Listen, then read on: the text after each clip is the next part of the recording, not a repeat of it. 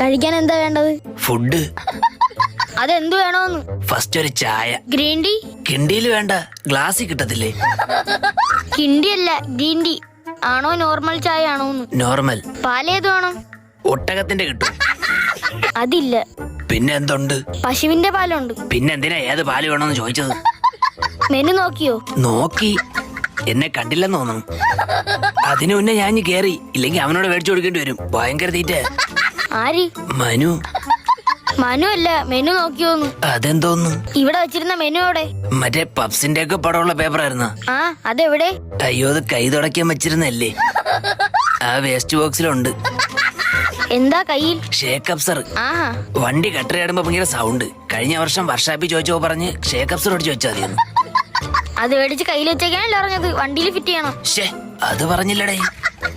കഴിക്കാൻ ഷേക്ക് അപ്സർ അല്ല, ഷേക്കും